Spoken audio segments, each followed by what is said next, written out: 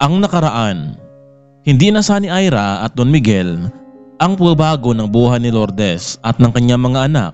Kaya naisip nilang baka tinulungan ito ni Pasita. Wala naman kasing ibang pwedeng tumulong sa mga ito kundi siya lamang. Halika nga dito, Pasita. Siguro bang wala kami dito sa bansa? Ika naman tong lapit ang lapit sa kanila at binigyan mo sila ng malaking halaga.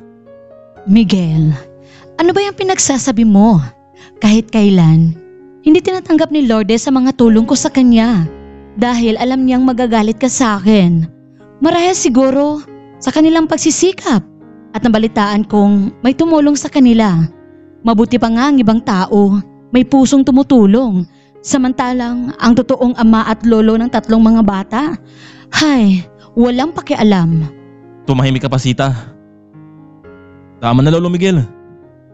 Walang nalaman si Lola Pasita dito kung bakit kami naging ganito.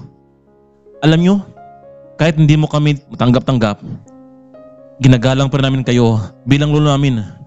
Pero katulad ng sinabi ko sa inyo kanina, lahat ng mga transaksyon ng Belmonte Company, mapaloob man at labas ng bansa, ang Miranda International Groups of Company lamang ang may authorize para sa inyong mga kailangan.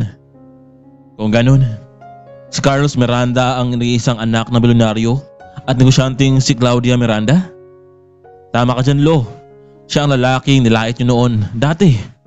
Hindi ko alam, Joey, Brian, Sofia, na si Claudia pala ang ina ni Carlos.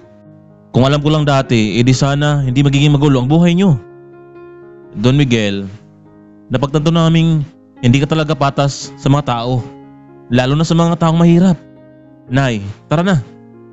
Bakit pa natin kailangan magtagal dito? Nailang ako sa mga taong hindi patas makipaglaban eh. Kaya naman sa mga oras na iyon ay hindi na tinapos ng mga Miranda ang naturang kasiyahan at agad na rin silang umalis. Pasita, kailangan mong gumawa ng paraan para muli naming makuha at makausap ang apo namin. Miguel, at ngayon kailangan mo na ng tulong nila? Samantalang noon, ayaw mong nakikita akong kausap sila eh. Pwede ba? Sundin mo na lamang ang utos ko sa iyo para ito sa kabutihan ng kumpanya. Kung ikaw na lang kaya ang pupunta sa kanila at kausapin mo sila na maayos. Tingnan mo naman dating tinitangala, ngayon nagpapakumbaba. Hindi mangyayari yan. Yung sabi ko na sa Pasita, alam kong close kayo ni Lourdes at yung mga apo ko. Makaya mo bang makita ang magiging kumpanya natin na babagsak dahil lamang sa kanilang ginagawa, ha? Alam mo, Miguel, ikaw ang nagsimula nito eh. Ikaw ang nagsugat sa kanilang mga puso. Kaya ikaw din ang gumawa ng paraan. Samantalang nag-uusap naman ang mag-ina sa loob ng sasakyan habang pauwi na sila patungo sa Miranda's mansion. Joey, hindi ka ba naawa sa lolo at tita Ira mo? Nay, maawa? Bakit sila? Naawa ba sila sa atin noon nung kailangan natin sila? Magtiis sila, Nay. Pero kung gusto nilang humingi ng tawad sa atin lahat, baka posible pang patawarin namin sila. Kinabukasan maagang umalis ang 3 magkakapatid. Nagtungo sila sa opisina para aprobahan ng mga kumpanyang magiging kasosyo nila at isa nga sa kanilang nakita ang kumpanyang Belmonte Groups. Paano ito, Kuya Joey?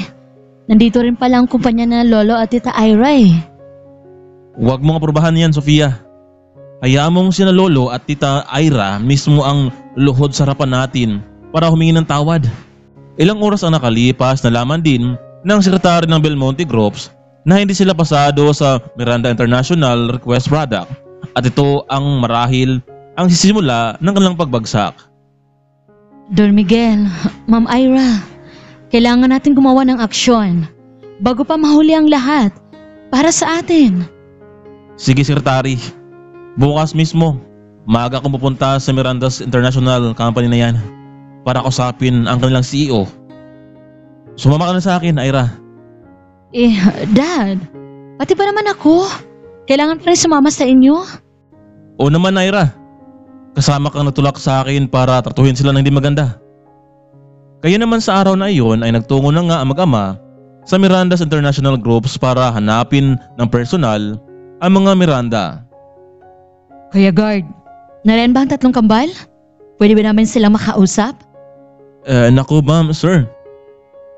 Meron po ba kayong appointment sa kanilang tatlo? Guard, kami ang kamag-anak nilang tatlo. Kaya sabihin mo nang nandito kami kung ayaw mong matanggal ka sa posisyon mo. Tama na tita, Ira, lolo. Sige na, pumasok na kayo sa loob.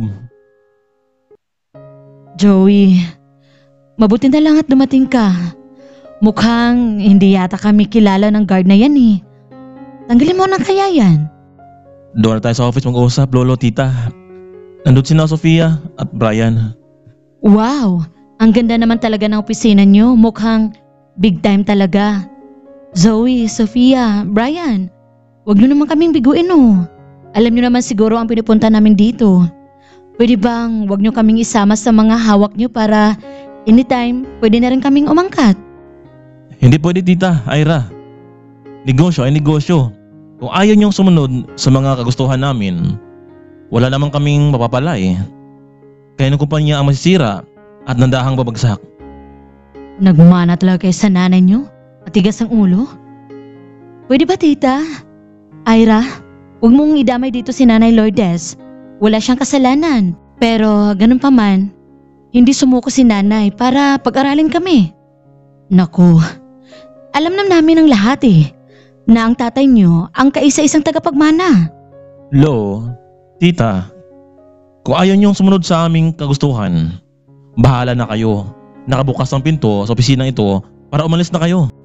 Mga wala kayong utang na loob? Kahit man lang sana para sa lolo niyo.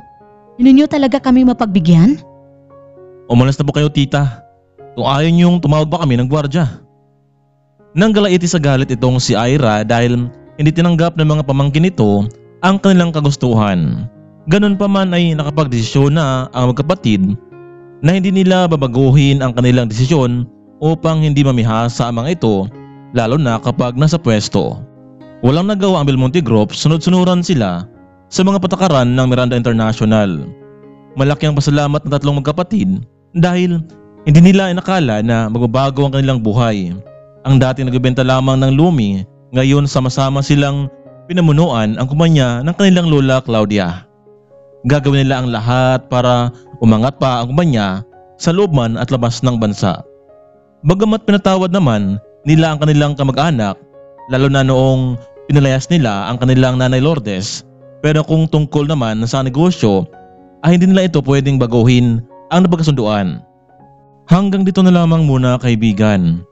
Humihingi po ako ng paumanhin kung madalang tayong nag-upload ng kwento sa kanila nang nagbabagaling tayo mula sa karamdaman. Maraming salamat po sa walang sawa ninyong pagsuporta sa ating channel.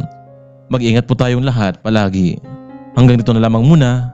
Maraming salamat at paalam.